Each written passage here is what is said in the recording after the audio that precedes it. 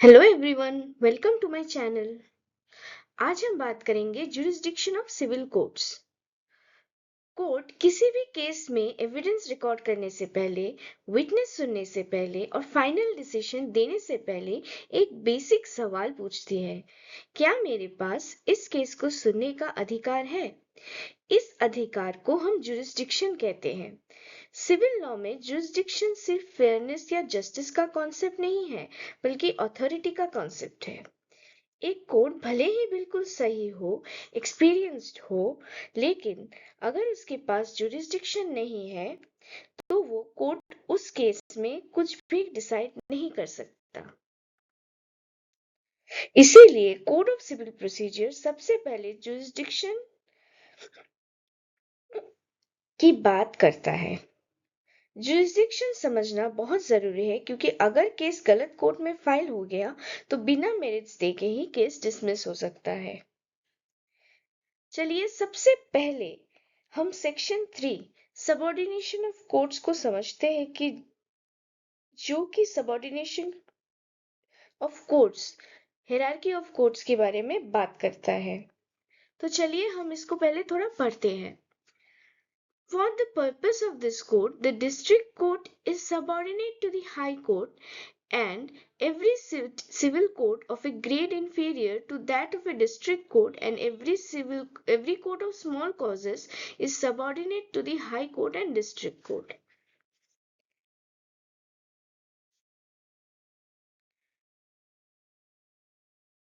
So इसका मतलब होता है सबऑर्डिनेट, मतलब नीचे होना, ऑथोरिटी के अंदर होना।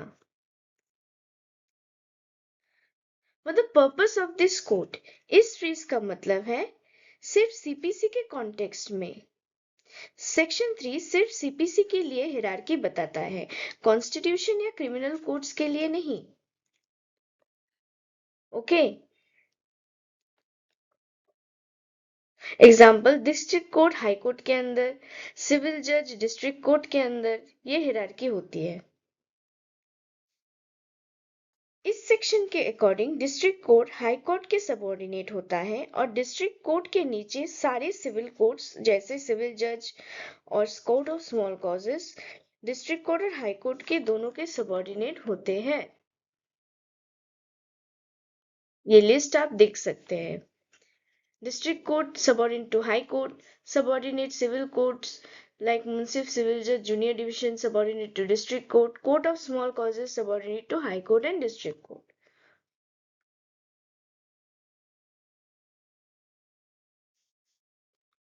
So इस सेक्शन की इंपॉर्टेंस क्या है? सेक्शन 3 हमें सिविल कोर्ट्स की हायरार्की बताता है। ये हायरार्की इंपॉर्टेंट होती है जब अपील फाइल होता है, केस ट्रांसफर होता है, या एडमिनिस्ट्रेटिव कंट्रोल एक्सरसाइज होता है। ओके, एडमिनिस्ट्रेटिव कंट्रोल का मतलब है कोर्ट का काम काज डिसाइड करना है, मैनेज करना, कौन सा जज कहाँ काम करेगा, कौन सा कोर्ट किस तरह फंक्शन करेगा, एक्सेट्रा, कोर्ट मैनेजमेंट। अब चलिए चलते हैं purpose of this section. Section 3 का मेन पर्पसेस है सिविल कोर्ट्स के बीच में हायरार्की को क्लैरिफाई करना, क्लियर करना, एपिलेट और रिविजनल जुरिस्डिक्शन डिसाइड करना, और एडमिनिस्ट्रेटिव कंफ्यूजन अवॉइड करना। ठीक है, यहाँ कुछ बातें याद रखनी जरूरी है। सबसे पहले बात, सेक्शन 3 सिविल कोर्ट्स के लिए ही है, सेक्शन 3 सिविल कोर्ट्स के लिए ही है। और दूसरी बात, ग्रेड इंफीरियर का मतलब है जो पिक्यूनरी या टेरिटोरियल जुरिस्डिक्शन के बेसिस पर नीचे होता है। ओके, चलिए अब बात करते हैं सेक्शन 6 के बारे में, जो कि है pecuniary jurisdiction. Save in so far as is otherwise expressly provided. Nothing herein contained shall operate to give any court jurisdiction over suits the amount or value of the subject matter of which exceeds the pecuniary limits of its ordinary jurisdiction. Save in so far as is otherwise expressly provided. इसका मतलब होता है जब तक किसी और law में clearly कुछ ना लिखा हो, अगर किसी स्पेशल एक्ट में अलग रूल दिए गए हो तो वो अप्लाई करेगा. Nothing herein contained shall operate to give any court jurisdiction. इसका मतलब सीपीसी किसी कोर्ट को जबरदस्ती जुरिस्डिक्शन नहीं दे सकता. इतना समझ में आ गया. अब सेक्शन 6 क्या डिसाइड करता है? सेक्शन 6 डिसाइड करता है अगर सूट की वैल्यू कोर्ट की फिक्स्ड मॉनेटरी लिमिट से ज्यादा है तो वो कोर्ट केस एंटरटेन ही नहीं कर सकता. तो ये section 6 monetary value of subject matter in dispute decide करता है. restricts the court from trying suit beyond its financial limit. जैसे मैंने बोला, अगर सूट की वैल्यू कोर्ट की फिक्स्ड मॉनेटरी लिमिट से ज्यादा है तो वो कोर्ट केस डिसाइड ही नहीं कर सकता. पार्टीज एग्री कर ले या एविडेंस स्टार्ट हो जाए, जुरिस्डिक्शन क्रिएट नहीं होता. अब एक एग्जांपल लीजिए. मान लीजिए सिविल जज जूनियर डिवीजन 5 लाख के ऊपर केसेस 5 लाख तक का केस सुन सकता है. अगर आपका सूट 10 लाख का होता है तो वो कोर्ट केस सुन नहीं सकता, cannot hear the case.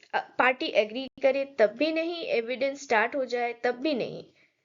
Plaintiff को ये सूट रिटर्न या ट्रांसफर करना ही पड़ेगा हायर कोर्ट.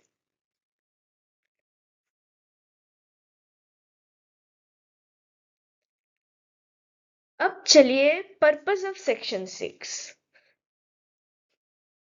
सेक्शन 6 का पर्पस क्या है? सेक्शन 6 का पर्पस है कोर्ट्स के बीच वर्कलोड डिस्ट्रीब्यूट करना. डिस्ट्रीब्यूट वर्कलोड अमॉन्ग कोर्ट्स के बीच वर्कलोड डिस्ट्रीब्यूट करना. Ensure proper valuation of suit का प्रॉपर वैल्यूएशन इंश्योर करना. To prevent overstepping by lower courts in high value matters, और लोअर कोर्ट्स को हाई वैल्यू मैटर्स हैंडल करने से रोकना.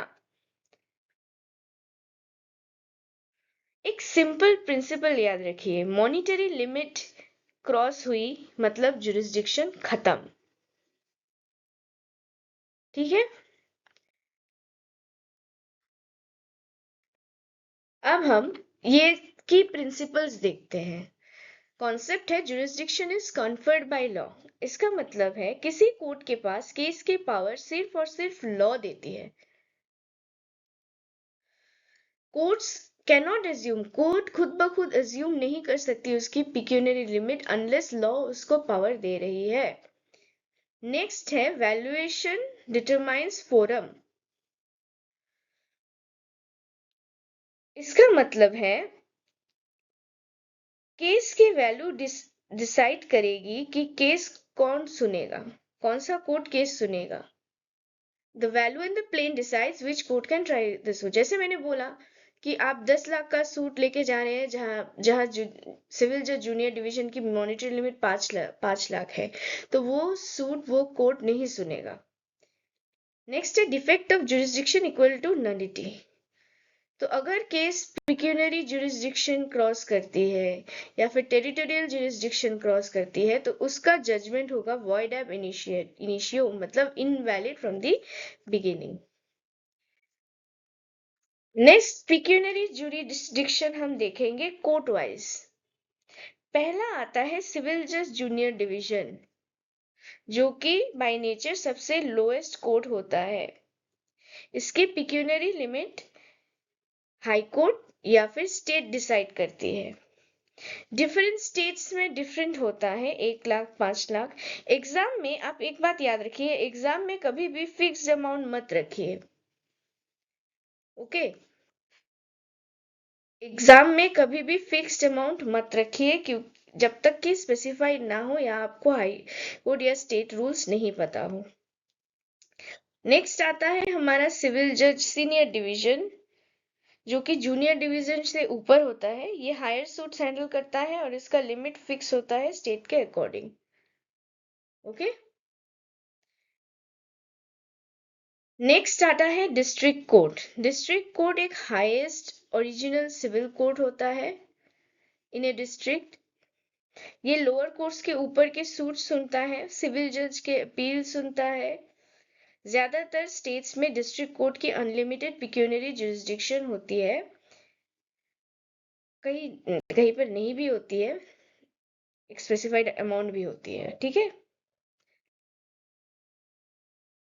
नेक्स्ट हमारा आता है high court. High court have original jurisdiction in certain cities only, Delhi, Bombay, Calcutta, Madras, Hyderabad.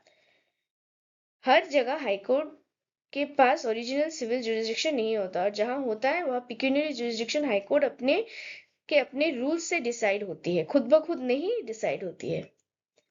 Next हमारा स्लाइड है commercial court.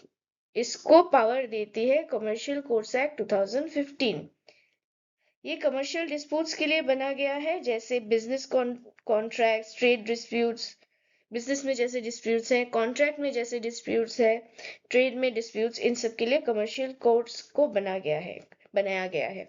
Commercial courts act CPC को ओवरराइड करता है, लेकिन सिर्फ थोड़ा सा एक्सटेंट तक, जितना कमर्शियल मैटर्स के लिए जरूरी है।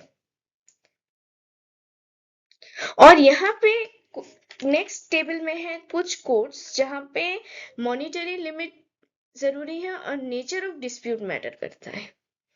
Subject matter of dispute, special courts होते हैं ये सब, वहां नेचर ऑफ डिस्प्यूट डिसाइड करता है कि जुरिस्डिक्शन कहाँ होगा। जैसे फैमिली कोर्ट का नेचर ऑफ डिस्प्यूट क्या होगा, फैमिली डिस्प्यूट।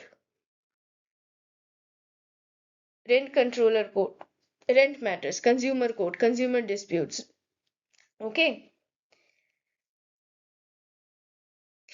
इस टेबल से हम 3 गोल्डन रूल्स जान सकते हैं। वो है pecuniary jurisdiction is determined by state law and high court rules, मतलब पिक्यूनरी जुरिस्डिक्शन स्टेट लॉ और हाई कोर्ट रूल से डिसाइड होती है। Next, district court generally unlimited pecuniary jurisdiction रखते हैं। जे जनरली है unlimited pecuniary jurisdiction. Original civil jurisdiction of high court exist only in specified cities. Okay, कुछ cities में ही हाई कोर्ट्स की ओरिजिनल सिविल जुरिस्डिक्शन होती है। सो देखिए, हर सिविल कोर्ट की अपनी मनी लिमिट होती है, उस हिसाब से वो डिसाइड करती है। सो जब भी मॉनिटरी लिमिट एक कोर्ट क्रॉस करता है, तो वो जजमेंट या फिर एविडेंस, ये वो केस हैंडल नहीं कर सकता। वही सेक्शन 6 प्रोहिबिट करता है एक कोर्ट को from entertaining such suits exceeding its prescribed monetary limits। तो चलिए कुछ सॉल्व करते हैं multiple choice questions. MCQ, a पहली number MCQ, a suit valued at ₹12 lakh is filed in a court whose pecuniary jurisdiction is up to ₹10 lakh. The defendant does not object. What is the effect?